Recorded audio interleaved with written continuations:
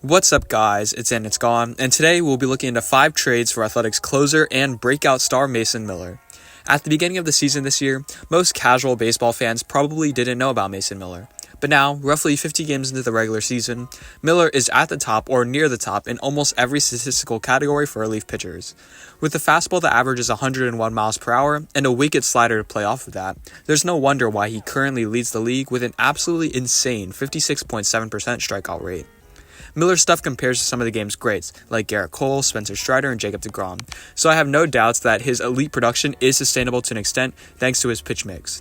And he has the makings of an elite closer in today's game, to the likes of Duran, Clase, and even Hader. The Athletics likely won't be competing for a while, and with the rate of pitcher injuries trending up over the past couple of years, it's smart for them to trade Miller while he has the highest value. This is because he won't be arbitration eligible until 2026 and won't reach free agency until after the 2029 season, meaning that we may see the most lucrative trade for a relief pitcher in MLB history. This video will look in depth as to the type of packages that must be sent to the Athletics for one of the biggest rising stars in the league, as well as the teams that have the capital and desire to do so. But before we get on to the video, could you guys please hit the like and subscribe button? Currently, only 3% of people who watch my videos are subscribed, so if y'all do, not only would it help me grow my channel, but it also encourages me to create more videos like this one for you guys. And without further ado, let's get on to the video. With 5 more years of affordable team control after this season, any team trading for Mason Miller must have a long-term contention window that encompasses Miller's team control, and no team represents that model of a team with a long-term window of contention better than the Dodgers, who have made it known that they want to be sustainably competitive for at least the next half-decade. With splash signings both in the lineup and rotation, the bullpen remains one possible area of weakness for the Dodgers, and Mason Miller may be that one piece to push them over the top. However, that final piece of the puzzle doesn't come back without a huge price. In my trade, I have a duo of elite young players in Andy Pages and Miguel Vargas heading back in the trade, as well as Jose de Puala and Jake Geloff. The A's main pieces here are Vargas and Pages, who on the stacked Dodgers have very little chance for consistent playing time if they struggle, but on the A's can develop into nice young players as they get consistent big league at-bats. The other pieces, Jose de Puala and Jake Geloff, are both in the lower levels of the minors, but give more young assets for the A's to build around for a possible contention window down the corner. The one area of concern here regarding a possible trade between these two teams would be the desire for the Dodgers to even do this trade. Would they want Mason Miller? Absolutely. But for that steep price? Probably not, as they already have a good closer in their own right in Evan Phillips. The Yankees are a team that would most likely boost the profile of Mason Miller to be a household name across America. Imagine that flamethrower pitching in the Bronx on national television to shut down the bats in the 9th inning against their most hated rival, the Red Sox.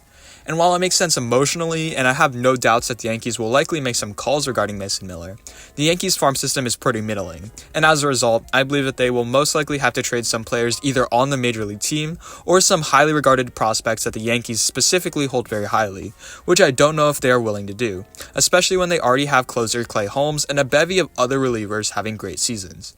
For the Yankees, I think if they do acquire Miller, it will be in a couple years or in this offseason at the earliest. But right now, the package will look something like this. The Yankees acquire Mason Miller for top prospects Spencer Jones, utility man Oswald Peraza, and outfielder Everson Pereira. The main piece in this trade would definitely be Spencer Jones, who is drawing buzz around the prospect world thanks to his sheer raw power, but has strikeout issues that need to be addressed. Jones projects as a power-hitting corner outfielder, while Peraza and Pereira can both play for the A's right now and represent young middlemen in the rebuild to get fans intrigued. Another team that is looking for some sustainable, continued success are the Phillies, who, like the previous 2 teams before them, have another great relief pitcher already in Jose Alvarado, but one can never have too much relief pitching. Also, like the previous 2 teams, the Phillies have a pretty mediocre farm system and will likely have to part with some top prospects in order to get the trade done. However, if the Phillies ended up winning it all thanks to some affordable elite production by Miller, it would all have been worth it. Plus, if Miller's production sustains itself and the Phillies window ends up closing, they could trade him near the end of his contract for some decent assets at the end of it all if they don't want to re-sign him. However, the cost right now would be relatively steep, consisting of top prospects Mick Abel and Justin Crawford, as well as Aiden Miller. With this trade, the Athletics get a top-of-the-line pitching prospect in Abel, who could be on the Athletics Major League roster when the trade goes through, as well as two very young flyers on hitting prospects, Crawford and Miller, whom they hope will pan out into elite contributors in the lineup. I think the Cubs are going to be pretty aggressive this trade deadline, specifically to upgrade their bullpen, which has been a sore spot on what has been otherwise a very great team. Although I likely see a smaller trade, potentially for a player like Kenley Jansen or Hunter Harvey, it definitely would not shock me if the Cubs end up pivoting towards Mason Miller if the A's do like some of their prospects. Speaking of which, the Cubs farm system has been one of the biggest risers over the course of the past year, thanks to excellent player development on their end and drafting, and I believe that they can facilitate a trade without trading some of their major league talent like Christopher Morel or Pete Crow Armstrong. In my trade, I have the Athletics acquiring third baseman Matt Shaw, infielder Moises Ballesteros, and relief pitcher Michael Arias for Mason Miller. For the Cubs, they get the piece that solidifies their bullpen for years to come at a relatively affordable price for just a few of their top prospects. And as for the A's, Shaw and Ballesteros look to be cornerstones for the middle of a future A's lineup, while Arias can either join the bullpen or rotation in a year from now. If a Mason Miller trade were to happen this year, the frontrunners would definitely have to be the Baltimore Orioles. No other team has the combination of current need, long-term window of contention, and an elite-level farm system to facilitate a trade like the Orioles do.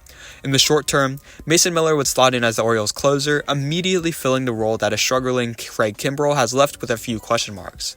In the long term, with Felix Bautista coming back, the Orioles have a problem that many teams wish they had, and at any point, either Bautista or Miller can act as the closer, while the other one being a late-inning assassin, if you will, coming in at a big spot before the ninth inning to either set out the fire or take out the top of the lineup to send it over to the closer with the lead. I think a Mason Miller trade would boost the Orioles over the top, and with an elite-level farm system, it shouldn't even hurt too much. In my trade, I have the Orioles sending over top prospect Kobe Mayo, as well as outfield prospect Dylan Beavers.